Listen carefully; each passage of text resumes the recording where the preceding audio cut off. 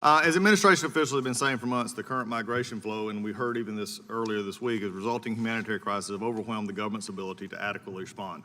In January, I introduced H.R. 586, which is the Fix the Immigration Loopholes Act, to modernize our laws and address the perverse incentives fueling this illegal immigration that we're seeing and the increase that we're seeing. But however, we've chose not to bring that bill to markup. In fact, we're not even bringing a bill that would be an equivalency from a different perspective. We're marking up no bills that address actually the crisis on what's fueling the large numbers and the problems that we're having to address, I think in an honest way, but also a very misguided way in this bill. In fact, the only bill we passed has actually probably exacerbated the process as we went forward, which was H.R. 6. With the undeniable evidence of the crisis now firmly in the public spotlight, I was hopeful we could finally see a serious effort by both colleagues of both sides to end this crisis, Democrats included, and especially since you control the markup schedule.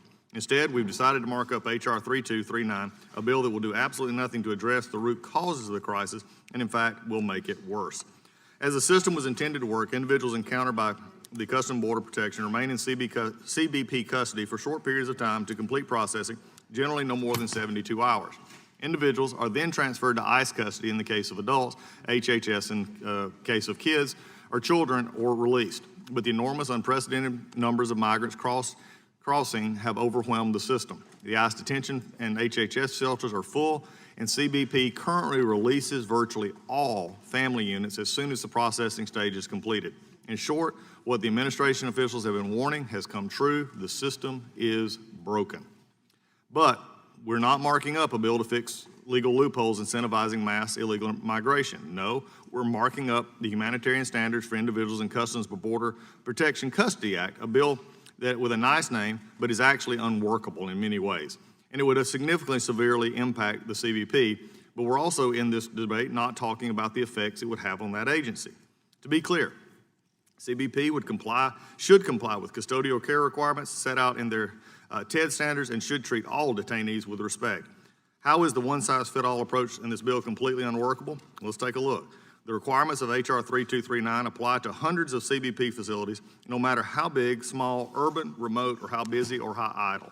For instance, even though we keep offering antidotes, my colleagues offer antidotes from the southern border, this bill would apply to the very busy airports such as Hartsfield-Jackson in my home state of Georgia, which sees millions of passengers a year, or an extremely remote port of entry like the Port Poker Creek in Alaska, which is only open for a few months a year, or a Border Patrol substation like Big Bend, Texas, which normally houses no more than 10 detainees per day, or an isolated forward operating base like Camp Bounds in Arizona, or a seaport like Port Ferry in Washington, or even the Truth or Consequences Border Patrol checkpoint in New Mexico.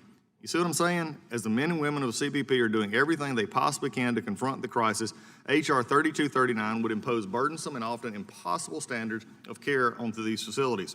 In addition to initial medical screening of all migrants entering CBP custody, H.R. 3239 would require CBP to provide additional, for free, the alien medical services. The bill states where practicable, CBP shall have on-site, in addition to licensed medical professionals, they already have to conduct medical screenings, licensed emergency care professionals, specialty physicians, including physicians specializing in pediatric, family medicine, obstetric and gynecology, geriatric medicine, internal medicine, and infectious diseases, nurse practitioners and other nurses and physician's assistants, licensed social workers, mental health professionals, public health professionals, dietitians, interpreters, and chaperones.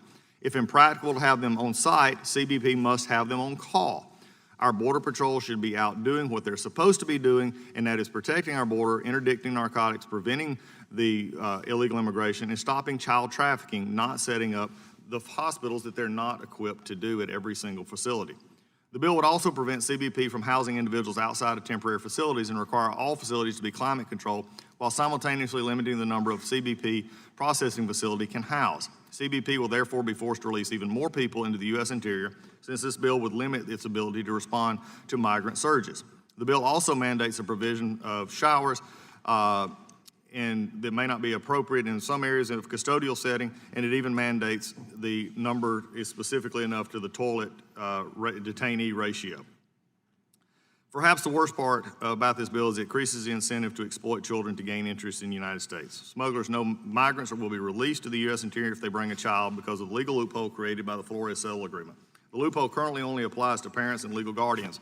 DHS continues to see adults fraudulently posing as child's parents or legal guardian to use the child to get into the United States. This bill rips the existing loophole even further. Instead of only benefiting parents and legal guardians, the bill would expand to mere adult relatives of the child.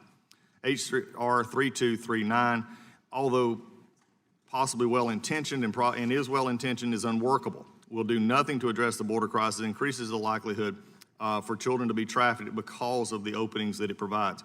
I, again, will vote no on this bill for the many reasons that I've just stated, but also would encourage us to look, instead of always at the symptoms of the problem, let's look at fixing the problem. I have ideas, you have ideas, let's bring those to the table and have those discussions. And with that, I yield back.